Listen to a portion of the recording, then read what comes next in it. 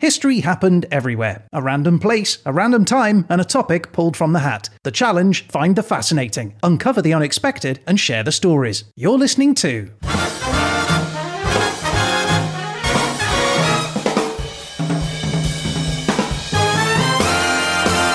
History Happened Everywhere.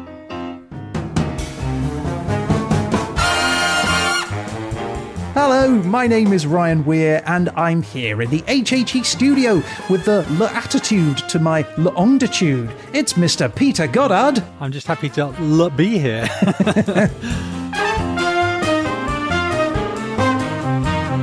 Now, Peter, last week the Derzolator gave you between a rock and a hard place in the Tropic of Cancer during 800 to 900 CE. So I'm kind of stumped as to what you're going to be talking about, so why don't you go ahead and give us a little clue as to what's coming up on today's episode. We'll have a little taste of this. We are going all around the world on a tour of one of the 5 main lines of latitude. We're going to a line that traverses 16 countries across 3 continents. We'll learn why there's twice as much longitude as latitude. We'll learn about rocks of great value in the empire they helped to build. We'll saddle up with ancient travellers and we'll meet a man whose rebellion sent a ripple around the ancient world. Welcome to 23.5 degrees north. Welcome to the wobbly limit of the direct sun, and welcome to the Tropic of Cancer.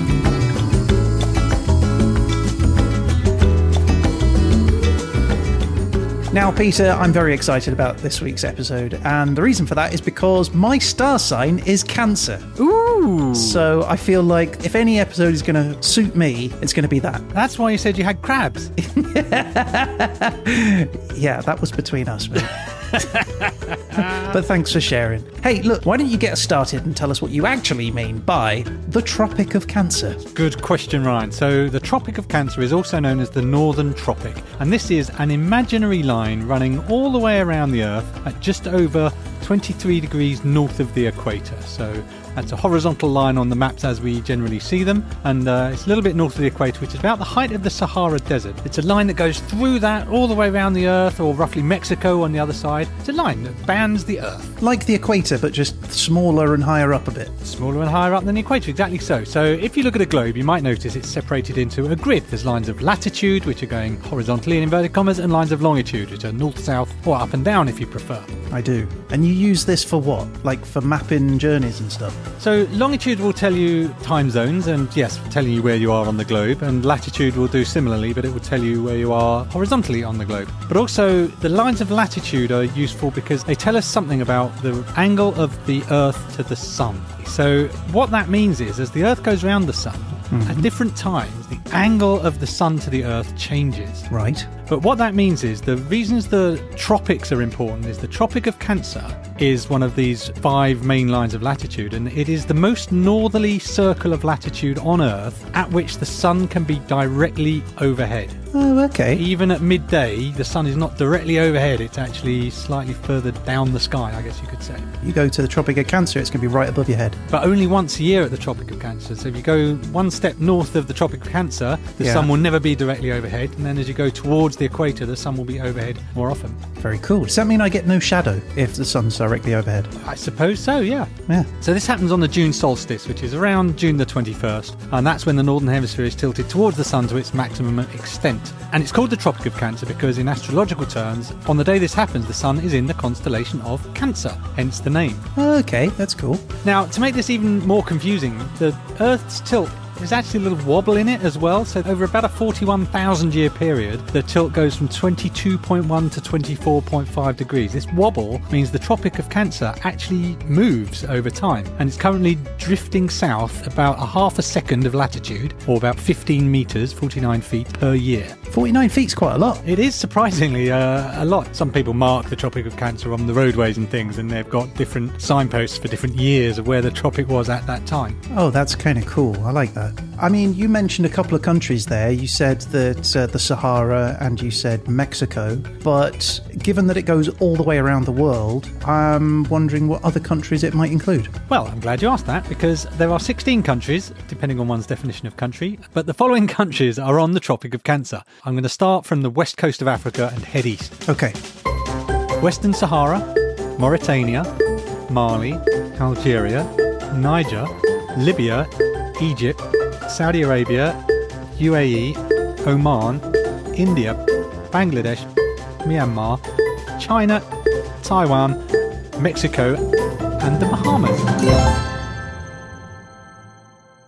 Those are some hot places. That is a theme that emerges, is hot is definitely one of the things that happens because, of course, you've got the sun directly overhead, not all the time, but you get more sun for your money, which we will talk about in a minute. Okay. Now, you're wondering how big it is, I'm sure. Yeah, I don't even know how you would estimate it, but yeah, tell me. It is a tricky question, isn't it? So I can tell you how long it is. That'd be good. 36,768 kilometres, 22,847 miles long. So we've got a length. That's good. Yeah. So then I thought, well, how wide is the Tropic of Cancer? So I looked at the Pacific Islands Ocean Observing System website, and they said the north-bounding coordinate is 23.43954 degrees, and the south-bounding coordinate is 23.43934 degrees. But rather than do really complex math, what I said was I'd give the latitude line a width of 1 second of latitude. So latitude is divided into degrees in minutes and seconds. So 1 second of latitude is about 100 feet or about 30 metres. Right, okay, yeah. So that gives us an area of approximately 440 square miles, 1,140 square kilometres, making it 484 Tropics of Cancer to a France. Okay, run that through with me again. I gave it a 1 second width. Just the whole thing. So 100 feet all the way around the world. Yeah. Just land, not the sea. No, that's land and sea. Oh, land and sea. Yeah, we'd include lakes and things if we did a country, so I figured the water is part of it. So how many Frances, sorry? 484 Tropics of Cancer to a France. Oh. So it's quite small, even though it goes all the way around the world. That's really small. But you've only got 100 feet around, haven't you? Yeah, I suppose so. That's surprising. I thought there was going to be many Frances to a Tropic of Cancer. Yeah, I thought that too, but I guess if you pick your area narrow enough, you don't get much land. There you go. Now, population, another tricky one, I have to say. Yeah, I guess so. But if you take the population of all the countries on the Tropic of Cancer, you get 3,438,181,021. So a few. A few. That's 43% of the world's population. But you should probably know that China and India are doing a lot of the heavy lifting there, and they're about 80% of that number with just China and India. But what about within that little 100 feet band? Yeah, I could not work that out, I have to be honest. But given that there is the Sahara Desert and an awful lot of ocean, I suspect it's not that many. Yeah, I guess not. Now, you're probably wondering about the national anthem. I certainly am. How on earth are you going to do that? Well, I'll just say, listen to this.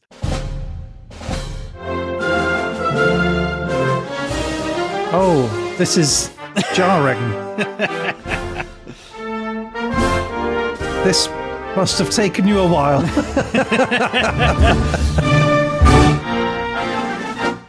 Ooh, that's trickstery. Nice. This is my favourite part. I feel like I'm scanning through a radio. That was very much the experience of 16 national anthems, all in random order, one after another, randomly blended into each other. I love it. There you go. That is the national anthem of the Tropic of Cancer. Now, flag-wise, also won't surprise you to learn it doesn't have a flag, but I did find a contender. I found a blog called The Voice of Vexillology, Flags and Heraldry, and it was just one page on this blog. It had no provenance at all as to where this flag came from.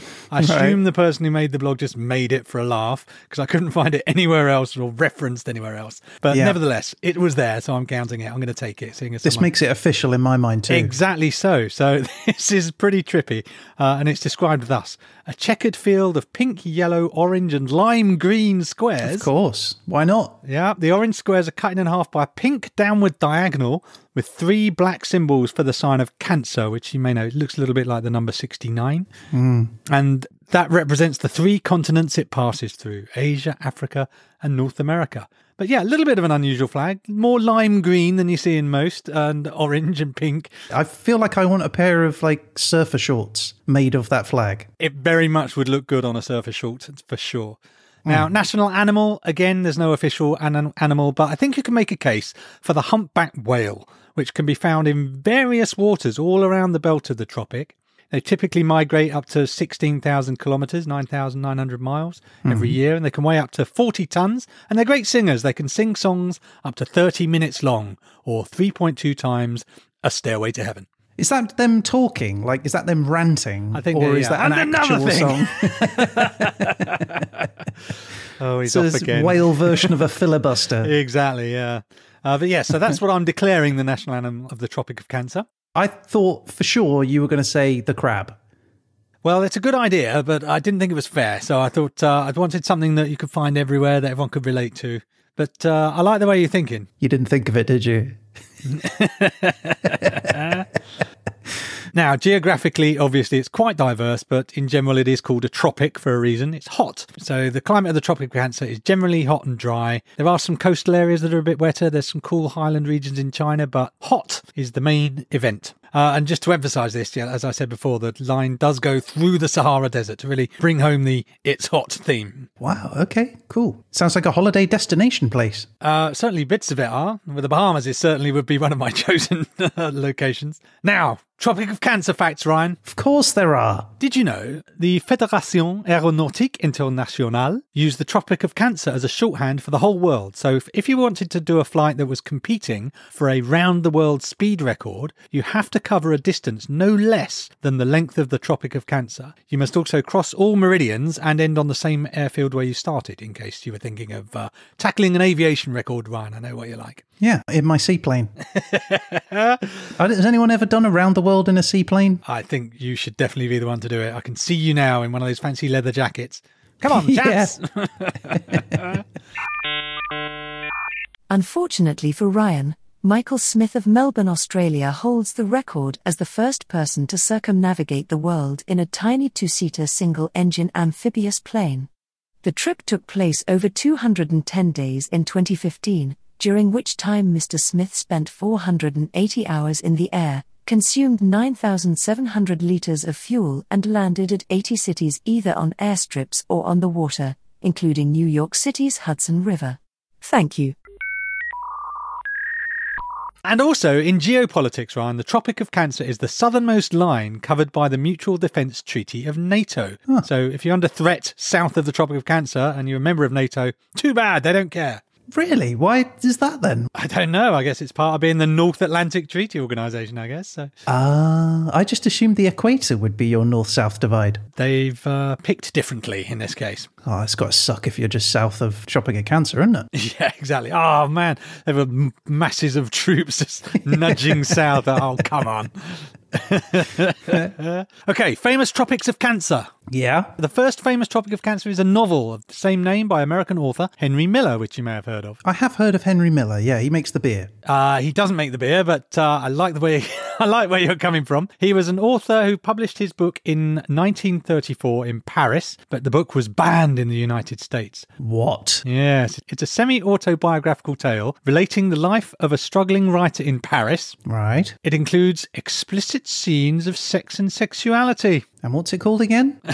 The US wasn't keen on this. One person went to jail for 3 years for importing and selling the book in America. Ooh, 3 years? 3 years. That feels strong, doesn't it? For book selling, yeah. It eventually got legally published in America in 1961. As soon as that happened, a bunch of lawsuits were brought against it for obscenity. This resulted in the Pennsylvania Supreme Court Justice Michael Musmano writing that the book is, quote, "Not a book, it is a cesspool, an open sewer, a pit of putrefaction, a slimy gathering of all that is rotten in the debris of human depravity." Wow, someone was using their thesaurus. Yeah, so obviously I looked up a copy. Had a bit of a read for science, Ryan. Of course. And I must say, it is pretty spicy stuff. Any quotes? No. Sorry, everyone at home. Sorry, not sorry. Peter is a tease. Musmano was a judge in a state court, and in 1964, the US Supreme Court overruled and said the book's not obscene and it was made available to an audience of literary aficionados and perverts in the United States. Perverts. Now, it wasn't just America clutching its pearls either. The book was banned for a period in Canada, Australia and Finland, and it wasn't too kindly looked on in the UK either. That surprises me with Finland. I thought the Scandinavian countries were pretty chill when it comes to the more explicit side of nature. Yeah, I thought so. They kind of stand out, don't they? Of course, today you can buy it in all good bookshops and you can find the text on the internet. Imagine that, Ryan. Rude things on the internet. Yeah, whereabouts? You got any links or anything anywhere I could... I do have a link. All right. We'll slip that in the show notes. Put the link in the show notes, people. So there you go, Ryan. Welcome to the Tropic of Cancer. It's a pleasure to be here. I'm actually drinking a fruit punch, Peter. Oh, quite right too. On theme. I brought it for the episode. Good man. It's very sweet. You'll need it for the sun and sweating you're going to do. I feel my teeth are melting. Hey, Ryan. Hey, Pete. Have you seen Oh my God, why are you naked? Well, clearly I'm drawing lines on my body. Why are you doing that? Well, latitude and longitude, isn't it? Is it? Yeah. I've got a doctor's appointment later, so I thought I'd make it easier for them. How's that easier? Well, once I've got longitude and latitude on my body, I don't have to be like, ouch, my leg hurts. I can just say, ouch, my 27 degree north, 59 degrees west hurts. And that helps how? Well, they follow the lines I've drawn on my body and they find the exact spot. And you can't just point at it. It has other uses too. Let's say I'm going to buy a new suit. Right. Well, I can say, I want the sleeves down to my 15 degrees east, 41 degrees south. I see. And it'll really help with my boxing training too. You don't do boxing? No, but I could. And if I did, my trainer can tell me to give him an uppercut to the 78 degrees north, and I'd know exactly where to punch. Ryan, this is stupid. It's not a better system. It's complicated and confusing. And please, can you put some clothes on? Because I can clearly see your prime meridian. Really? Can't see over the equator.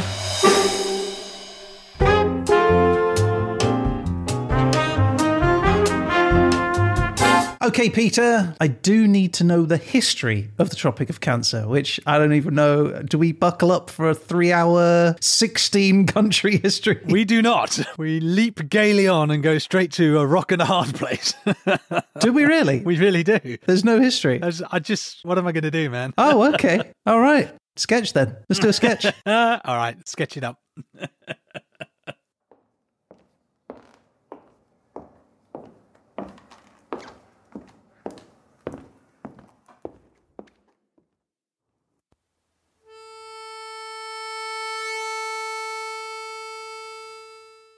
The Tropic of Cancer is a very funny place. It goes above the middle of our planet's lovely face. It covers 16 countries, there's sea on all the rest. But what about its history? Well, we were forced to guess.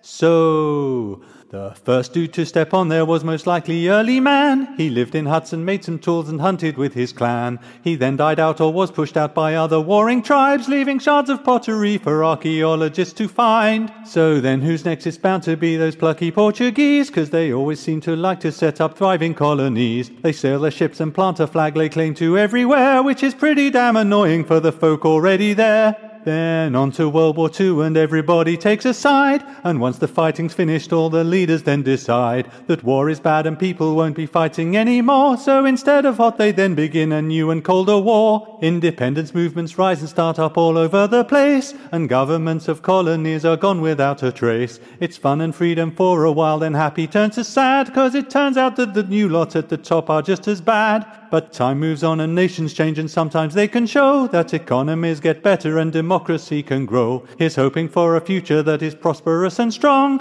and that is all the history we made up for this song. So, the Tropic of Cancer is a very funny place, and it goes above the middle of our planet's lovely face. It covers 16 countries, there's sea on all the rest, and that was made up history, we hope it did impress.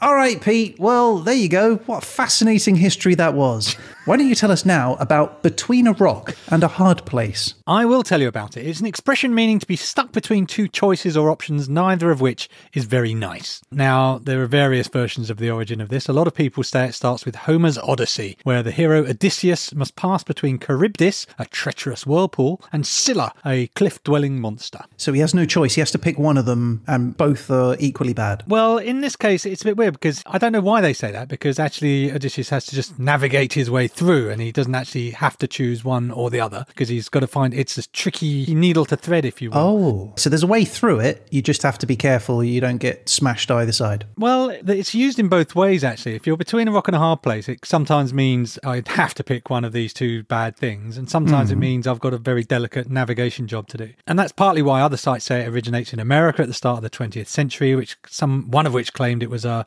mining phrase, where the rock was tough work in the mine and the hard place was unemployment and penury. Oh, right. Okay. For me, though, I think all this feels like kind of retro explanation. I don't think it needs that much explanation because it's a phrase that accurately conveys a fairly standard human experience. To be stuck with two bad ideas or two bad options is something that everyone is familiar with. And there are consequently a bunch of different ways of saying it. People say between the devil and the deep blue sea. Russians say between the hammer and anvil. Even recently, Sophie's choice, people might talk about having to make a choice that's hard. Yeah.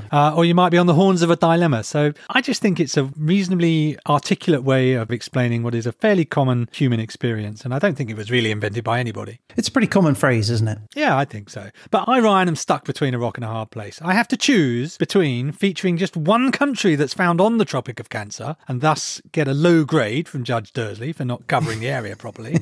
Yeah. Or I can try and cover all of the Tropic of Cancer and get a low grade from Judge Derzolation for skimming the surface and not being in depth enough. Yeah, I mean, that sounds like every episode, though, to be fair. True. It sounds like the dilemma we always face. But I'm going to solve it, Ryan, because in this episode, I'm going to try and encapsulate the place and topic by getting from a rock to a hard place, travelling as far as I can along the Tropic of Cancer using methods and people found in our time period, the 9th century. That sounds hard. Yes, but I did it. Or did I? You be the judge. Find out after this.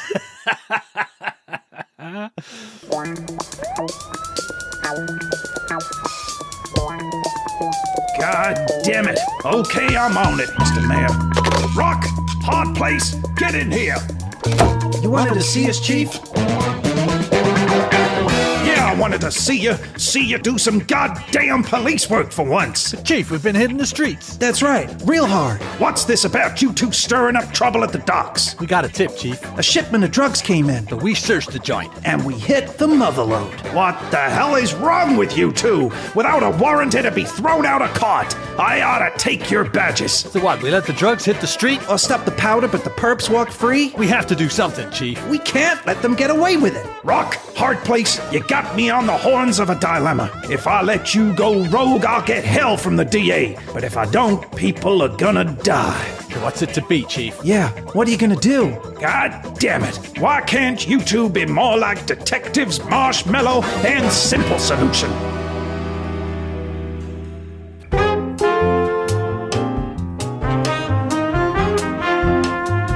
Okay, Pete, where do we start? Well, Ryan, I'm going to start us in the 9th century, as I said, and we're going to travel as far as we can across the Tropic of Cancer, and we're going between a rock and a hard place, and I'm going to start us on the west coast of Africa as a reasonably decent starting point, where you find the country today of Mauritania. We know that one. We've been there. We have. But of course, in the 9th century, borders are nothing like they are now. But what you do have is one of the more dominant empires in West Africa of the time, the Empire of Ghana. Oh, really? The Ghana Empire was quite a substantial empire in West Africa. Slightly confusingly, it is not actually where Ghana is today. Oh, Lord. If you take Ghana today, it's actually northwest of modern Ghana. But if you think about the bulge of Africa, the top left of Africa kind of bulges out. Yep. Kind of in the middle of that, just south of the Sahara, you've got an area where you've got Mali, Senegal, Mauritania, that kind of area. If you stab a blob on that, you'll get the Empire of Ghana in 800 to 900 CE. Okay. It actually starts a little bit before that. Around 300 CE, the various tribes of the Soninke people come together, and over generations they grow this empire of Ghana. I know it sounds good, sneaky, don't they? Here come the Soninke. the Soninke people. Now, three things really help them grow, and the first two are pretty obvious, but the third one is perhaps slightly surprising. The first is trade, obviously. So somewhere around 200 to 300 CE, you see the camel starting to be found in the Sahara, specifically crossing the Sahara in initiating a trade between North Africa and Sub-Saharan Africa. So this is the time where you start between 200 going all the way up to 900. You start to see these caravan trains of Arabic merchants coming across the Sahara into the Western African areas. Spices and dates, I'm guessing. Possibly going one way, but no, what they're after is something more obvious, I think it's fair to say. Now, if you made your journey from North Africa through the Sahara, the first place you come to is the Empire of Ghana. And that made them really well placed to be the middlemen for trans-Saharan trade. And that was part of the reason this empire became big and powerful and wealthy. Okay. But as well as trading, the Ghanaian Empire was blessed with another pretty handy resource, gold. People love the gold. Now, we know about this empire and this trade and the gold largely from the writings of the Arab scholars who either engaged in or were aware of this cross-Saharan trade. So most of this comes from Arabic sources. One of these was a guy called Al-Yaqubi, who was an Islamic scholar who died around 897, nicely in our time period. And he wrote a book known as Al-Tariq, or History. Makes sense. Have you got a history book? Yes. History. He wrote, "There is the kingdom of Ghana, the king of which is very powerful. In his country there are gold mines. Under his authority there are other kingdoms such as Am and Sama, and gold is found in all these regions." Nice, good for them. Yeah. There's another Arab traveller who writes of the Ghana Empire in the 9th century, a man known as Al-Masudi, and we'll meet him again later, actually. Cool. And he said, "The kingdom of Ghana is one of great importance, and it adjoins the land of the gold mines. Great peoples of the Sudan live there." Sudan meaning just black people, really, rather than being the nation state that we think of today. "They have traced a boundary that no one who sets out to them ever crosses." Oh, why? Are they dangerous? Well, I don't know exactly why, but he does describe how these people who can't cross a line manage to go about their trade. And he says this: "When the merchants reach this boundary, they place their wares and cloth on it, then depart. So the people of the Sudan come bearing gold, which they leave beside the merchandise, and then depart." This is all very trusting. It's an interesting system, isn't it? The owners of the merchandise then return, and if they are satisfied with what they have found, they take it. If not, they go away again until the people of the Sudan return and add to the price until the bargain is concluded. So this is like perfect for business introverts. Yeah, I think so. I think it's an introvert invented it, then they developed it slightly. So at the edge of the rug, there was someone going, "Unexpected item in packing area." Yeah. So it's a bit of a palaver. I think I prefer online shopping, if I'm honest. Yeah, it's much easier, isn't it? I guess it works. But anyway, Al-Masudi went on to describe the wealth of the area, saying, "Under the supreme leader of the king of Ghana, there are a number of lesser rulers, and in all their kingdoms, gold is visible on the ground, and the people extract it and set it like curds." Yeah, I don't believe any of this. Anywhere that's wealthy and has some gold ended up being described as paved with gold, and it's lying about everywhere. But yes, I think I agree with you. They said that London was paved with gold. That was a lie. That was wildly inaccurate.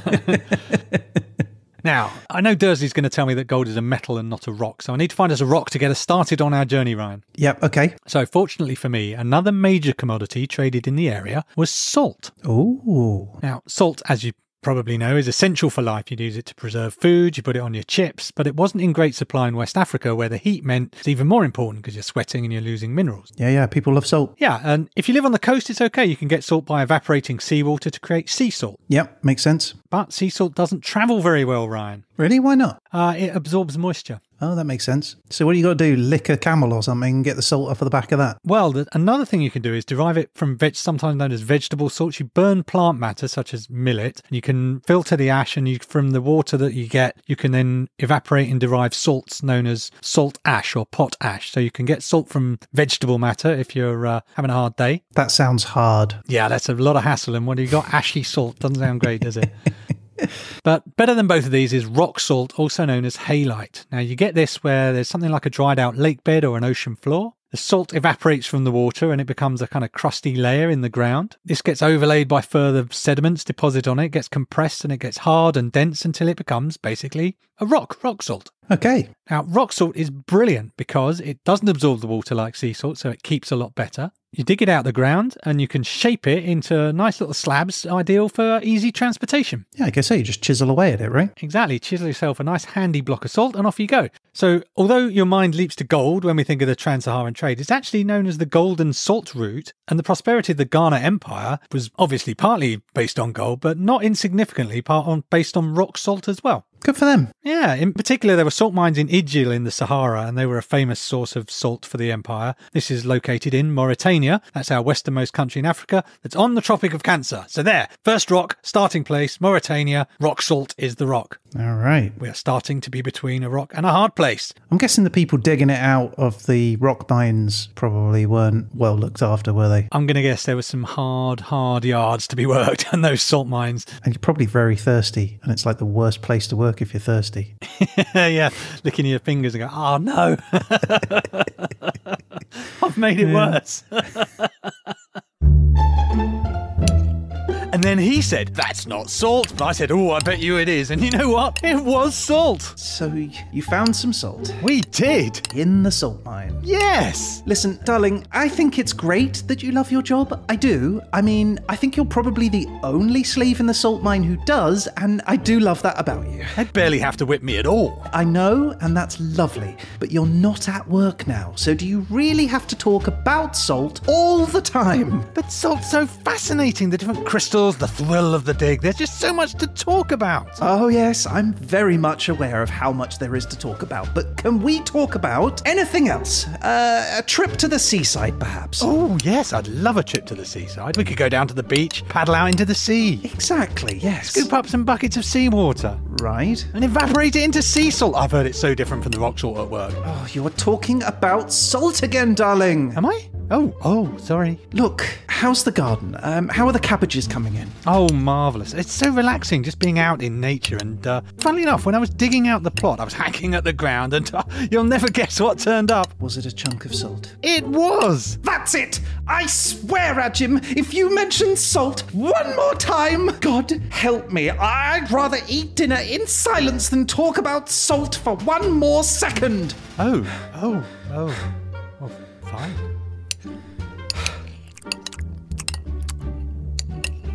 Darling, Yes, darling. could you pass the... Pass the what? Go on, say it.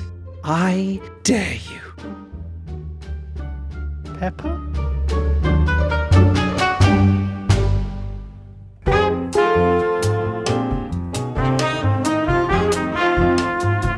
All right, Peter, where next after Mauritania? Well, we've got our starting point. We're going to start our travels along the Tropic of Cancer. We've met our first traveller, actually, the Arab geographer, historian and travel blogger named Al-Masudi. Al-Masudi. So he was one of those guys I mentioned who told tales of the gold trader of Ghana. And we're going to start our journey by meeting him in Ghana, although his own journey started in what is now Iraq. Al-Masudi was born in Baghdad about 896 CE.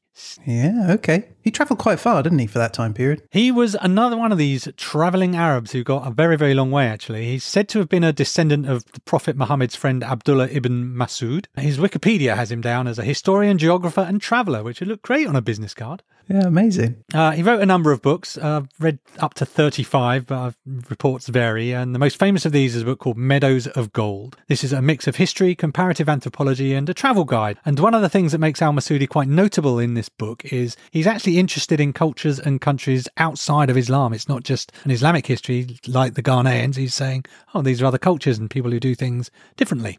He should have called that book Cultures. We probably did. I don't know what the... Oh, no, Meadows of Gold was the translation, wasn't it? Yeah. Also known as Culture. rough guide to the world.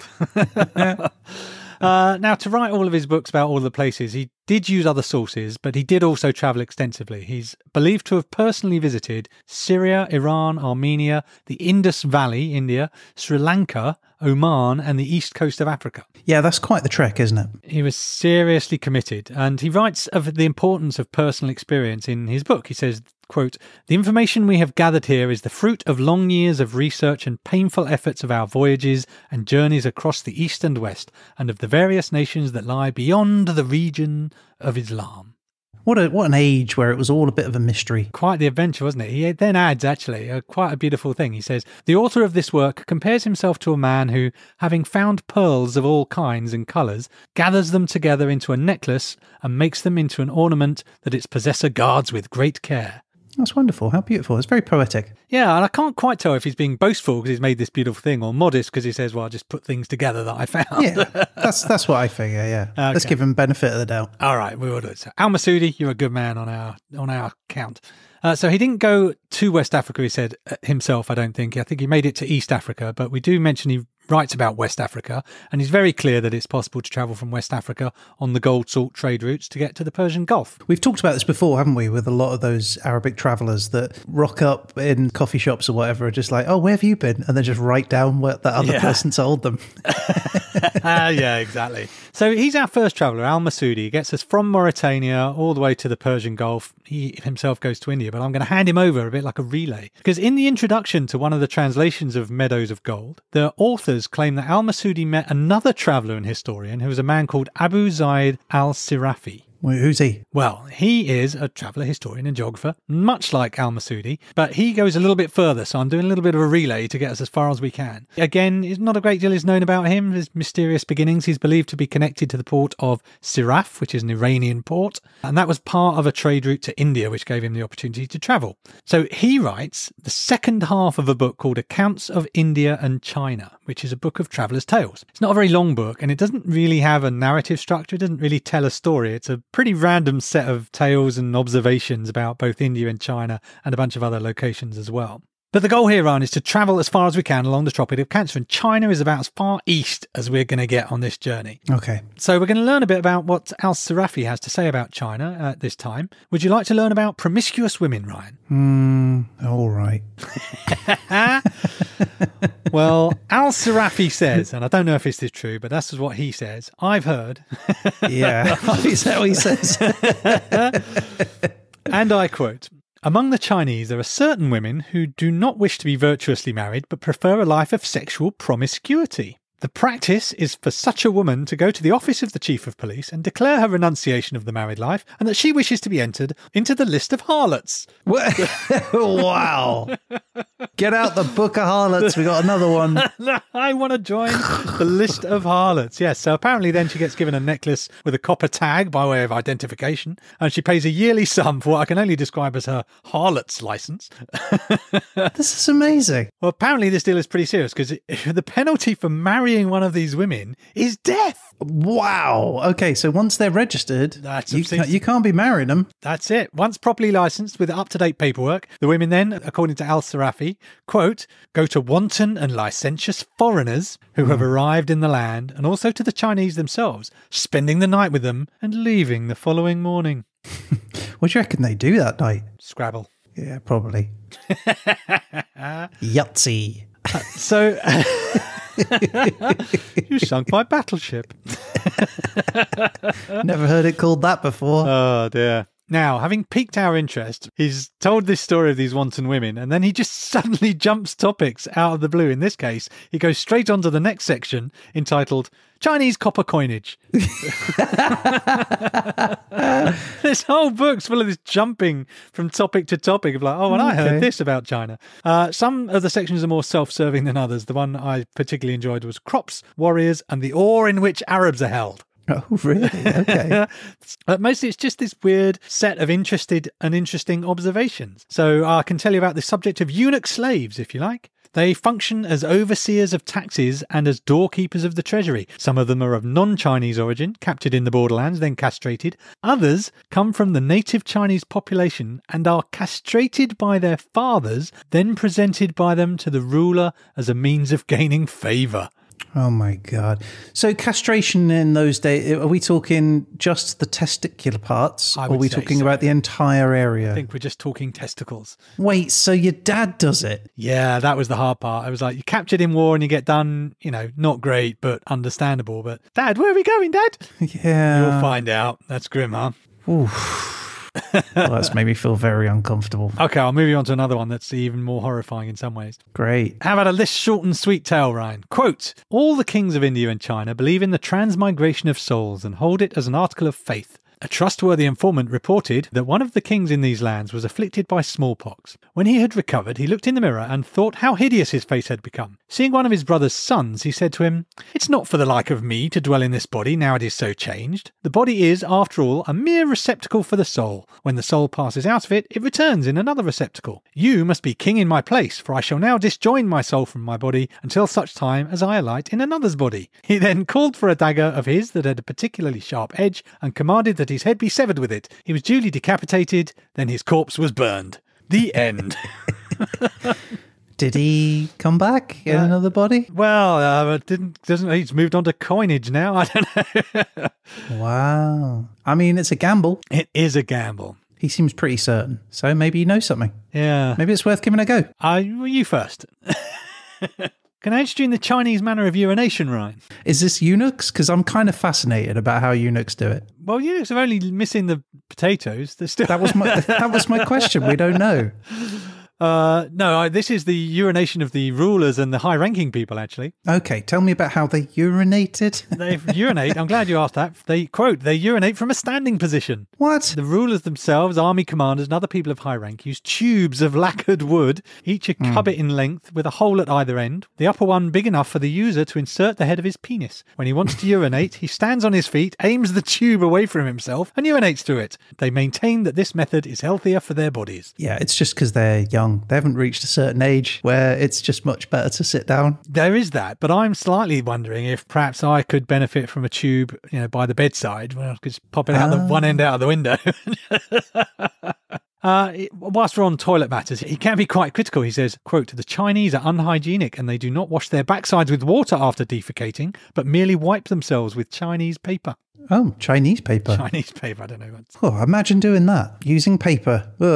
Disgusting. Gross. But a major thing that Al-Sirafi starts his half of the book with is about how China has changed, especially relating to trade. As you can imagine, he was, in part, a trader himself. He says, quote, "The situation has changed in China in particular. The reason for the deterioration of law and order in China and for the end of the China trading voyages from Siraf was an uprising led by a rebel from outside the ruling dynasty known as Huang Chao. At the outset of his career, he had been involved in armed banditry and hooliganism, causing general mayhem and attracting a rabble of witless followers." So apparently these guys' warriors go on a bit of a rampage, destroying towns, and of a particular interest to our trader, quote, "Huang Chao also cut down all the trees in Camfu, including all the mulberry trees. We single out mulberry trees for mention because the Chinese use their leaves as fodder for silkworms. Owing to the destruction of the trees, the silkworms perished, and this in turn caused silk, in particular, to disappear from Arab lands." Oh, interesting. That's quite fascinating, isn't it? That's good, isn't it? So you can see he's really interested in the impact that events happen in China and suddenly there's no silk to be had in Araby. In Araby? In Araby. He goes on to say, "Huang Chong marched on one city after another, laying waste to each." So this guy was romping around, messing China up, something terrible. He must have been pretty good at it, though. Well, we're going to find out, Ryan, because Al-Sirafi has brought us all the way to China, also on the Tropic of Cancer, as we know, and he's introduced us to an interesting character who appears to have rebelled against the government who were making China a hard place for the people to live. Why'd you say it like that? What have I missed? A hard place. I don't get it. But who was Huang Chao? Oh, wait a minute. I get it. God, I'm slow. But who was Huang Chao? Was he real or a flight of this traveller's fancy? Let's find out after this. Hard place, honestly. Hello, how can I help? Hello, yes. I'd like to be a harlot, please. A harlot, okay. And do you have the paperwork? I do. Here.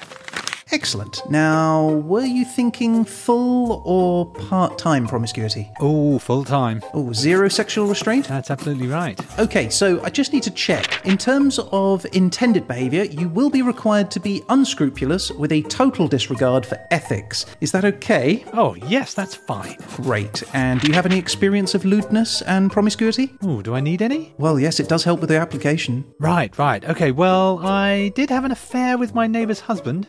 Sexual? Well, more emotional, to be honest. Right, well, I'll just put physical. I think it'll just help grease the wheels. Oh, okay, thank you. And on a scale of 1 to 10, 1 being angelic soul and 10 being devil witch, where do you see yourself with regards to virtue? Oh, probably a 7? Right, so a horny housewife. Oh, no, better make it an 8. Rampant man-eater. Ah, yes, that's the one. Okay, great. Any sexual disease? Not currently, but I am open to the idea. All right. And, okay, well, I just need you to sign the harlot declaration here. Right, okay. I promise to be dirty, sinful, deceitful, filthy, yeah. Okay. And initial here.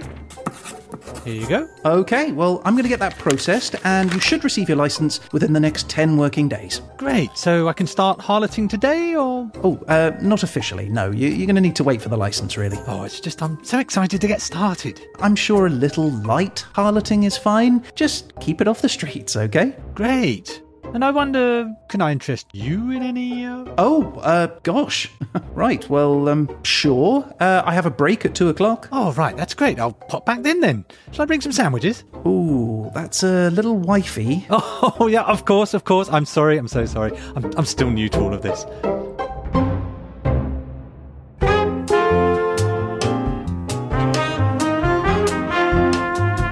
Carry us on the journey, Pete. Where are we going next? Well, we're continuing to find out what was going on in China. So we read in Al-Sarafi's book about this rebel running riot in China in the 9th century. But what's the real story here? So in 835 CE, bang, our time period, during the Tang dynasty this was in China, there was a man called Huang Chao born. He was well educated, but he failed his civil service exams, Ryan. What idiot. In fact, I like quoting from Wikipedia sometimes because it makes me smile. It was said that Huang was capable in swordsmanship, riding and archery, and was somewhat capable in writing and rhetoric, which reads like the end of term report card at a pirate college, doesn't it?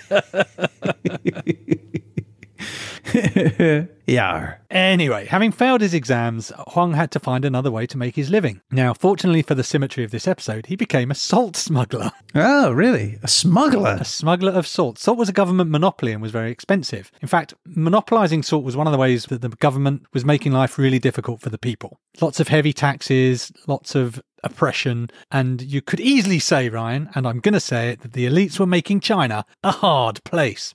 At the same time, the emperor himself was living a life of luxury and opulence. He was having a lovely time. So, it's not going to surprise you that rebellion starts to break out. A rebellion over salt? No, about all of the general oppression. So you're being oppressed, you're paying a load of taxes, you're working a hard life, and you see the emperor munching on his grapes and having a lovely old time. Yeah, all right. Fair enough. So one of the rebellions started in 874. This is one that Huang joined. It started out okay, but ended up with the rebel forces being divided, half of them going off to do their own thing, and the other half staying under the leadership of Huang Chao.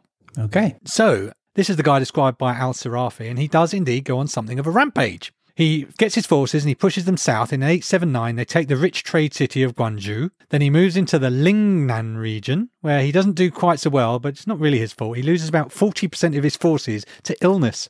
So anyway, the enemy starts to close in. So it gets a bit desperate. Huang decides to try and bribe his way out of the problem. He sends one of the enemy leaders, a guy called Zhang, a bunch of gold, and he writes letters to Zhang's boss, a guy called Gao, offering to give up if they'll give him a good deal. Yep, sensible. So Gao senses his enemy as weak, so he decides not only is he about to beat Huang, but he wants to get all the credit. So he had been sent some additional troops to help with this battle. He just sends them home. So he thinks this guy's desperate. I'm gonna win this. He was quite wrong. Huang then breaks off the negotiations, sends his troop to do battle with Zhang, and he beats him decisively. He beat him decisively. He did, and Zhang was not only defeated, he was killed in the battle. Okay, so Huang goes on to attack and capture the Tang capital of Chang'an, partly with the help of some of the Tang dynasty soldiers who were then fed up because they keep seeing new soldiers arrive, and the new soldiers all had better stuff than they had. So they eventually come across Huang, and so they go, oh, actually, where do you want to go? We'll help guide you. Really? Yeah. Oh my gosh. Now in 881, Huang Chao had taken the capital and he declares himself the Emperor of Qi, and he asks the Tang generals to recognise him. Quite right, too. Yeah, unfortunately, they do not. In 883, the Tang forces, assisted by a group of nomadic Turkish tribes, drive Huang out of the capital. What are the Turkish tribes doing there? Just roaming around, signing up for war when anyone's going to pay them, I think. It gets a bit worse. Imperial troops catch up with Huang when he's crossing the Yellow River, and they inflict a heavy defeat on his forces. Now there are enemies all around, and he's stuck between a rock and a hard place, you might say. There were more battles and more losses. Eventually, in July 884 CE, Huang and his family were killed. Some say Huang committed suicide, or others say that he was captured and killed. But in any event, it brought the Huang rebellion to a final end. Maybe he was just trying to reincarnate himself. Oh, that's a good plan. As an emperor. It's quicker and easier. He'd heard the story and thought, well, this is a quick way out. Well, in fact, although his rebellion was ultimately a failure, the Tang dynasty itself was on its last legs and had really been exposed, in part by this rebellion. A lot of people see it as the beginning of the end of the Tang Empire. In 907, the Tang dynasty was brought to an end by Zhu Wen, who was himself one of the generals who'd taken part in the rebellion and fought under Huang Zhao. Okay. So, what of his legacy, Ryan? Was he a hero or a villain of history? I'm going to say he was neither. Well, Chiang Kai-shek called him one of the two most notorious brigands in Chinese history. Brigand, no less. Yeah. But the Communist Party of China called him an early champion of the rights of the masses. Yeah, you see? That's what I'm saying. I think somewhere in the middle. You absolutely nailed it. But now, what is clear, though, is that the hardship of a failing dynasty and the disruption of a decade of violent rebellion, China at the end of the 9th century was a difficult, you might even say, hard place. Yeah, oh no. And so, Ryan, that is our journey from a rock in the form of salt dug out of the ground in slabs in Mauritania, across the Sahara Desert, heading east to the ports of Saudi Arabia and Oman until we reach the coast of India and on to the far east of China, where we find a land in uproar and turmoil. In other words, we've travelled between a rock and a hard place along the Tropic of Cancer in the 9th century. Yeah, it's actually all right. I like it when you wrap it up, because then I'm like, yeah, actually, that does make sense. No, nice one, man. I mean, how difficult is that, though? My goodness, you so many countries all the way around the world. I think you took a really neat little turn there, and we got to meet some cool people from the time. Eunuchs and harlots. Oh my. Well, I loved it. Thank you very much, Pete. Thank you, Ryan. Psst. You want to buy some salt? I beg your pardon? Salt. Do you want to buy some salt? Oh, well, is it kosher? Of course it's not kosher. I'm a salt smuggler. Oh, really? Yeah, I smuggle salt. I've got everything. Himalayan, sea, rock, garlic, road. Well, how do you smuggle salt? Well, you know those tiny sachets you get? Of course. Well, do you know how many of those you can hide about your person? No. A lot of sachets can be hid about one's person, inside and out. Oh, right. Well, I'm afraid I'm all right for salt. Thanks anyway. What about batteries? What, you smuggle those too? Nothing bigger than a AA.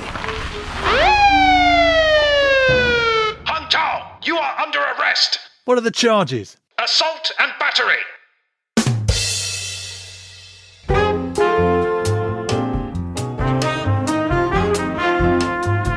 All right, Peter. Another rampant ride through the HHE Wheel of Destiny, all the way from Mauritania to China. Yeah, I have to apologise to Mexico. I couldn't get us across to that Central American link.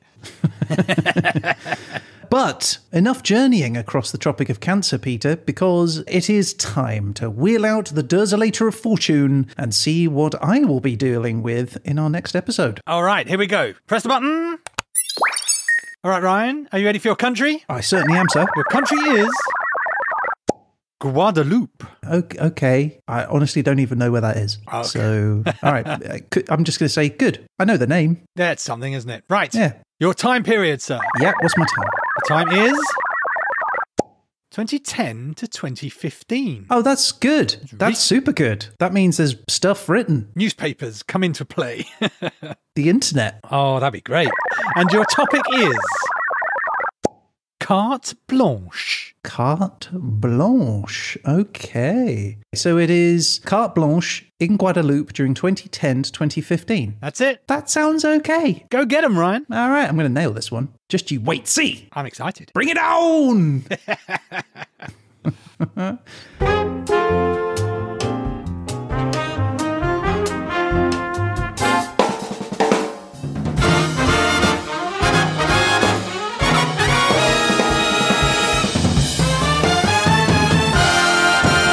Okay, well, Peter, there we are. That is the show for this week. Thank you, everyone, for listening. If you'd like to get in touch about any of the things that Pete has talked about on this show, or just to say hello, you can definitely do that. You can reach out to us through our website at hhepodcast.com or by email at peteandryan@hhepodcast.com. We'd love to hear from you, and you never know, you might end up featured on a future show. That's right, and if you're on Mastodon, Instagram, Facebook, or X, you can find us at HHE Podcast. Yeah, if you subscribe to those, you'll get an alert when we post extra content, like the facts we didn't use, photos, pictures of the flag, all that kind of thing. Yep, and we are going to be back again very soon with The Verdict. But until then, a huge thanks to you, Peter. Thanks, Ryan. And that is it. I guess all that's left to say is... You've been listening to...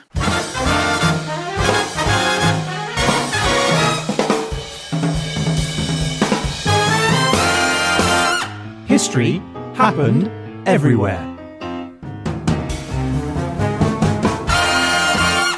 Hey, Pete. Hey, Ryan. I'm stuck between a rock and a hard place. Oh, really? What's up? Well, I want to go to Carol's party, but if I do that, I'm going to have to see Tom, and I still owe him money. Oh, right. That is tricky. Yeah, I just don't know what to do. Well, what does your gut tell you? Well, mostly that I'm hungry. Maybe you could just think outside the box then. What, the lunchbox? No, I mean, look at it from a different angle. Oh, right. You mean from this angle I can reach the fridge? Ryan, I'm talking about your trouble. No, it's no trouble. Just open the fridge door and there it is. Ryan, I'm trying to help you here. Oh, well, if you could make me a cheese sandwich, that'd be lovely. I'm talking about Carol and Tom. What, they want a sandwich too? Oh, this is impossible. Why? Have we run out of cheese? Ryan, Yes, Pete. you're an idiot.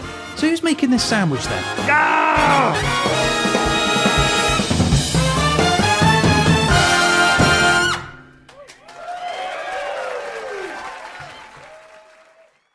Hello, lovely YouTube folks. This is a special message just for you. Yeah, thanks for listening all the way to the end. Now, if you enjoyed the show, please let us know your thoughts in the comments below. And don't forget to take a moment to hit that like and smash subscribe. Hit that like. Yeah, Smash subscribe. yeah, it's what people say. Do they, though? Yeah, only the cool kids. And you think you're the cool kids, do you? No, we're the cool kids. Oh, yeah, I suppose we are. All right, smash that like button, people. Smash it real good. Oh, yeah. Nice. What?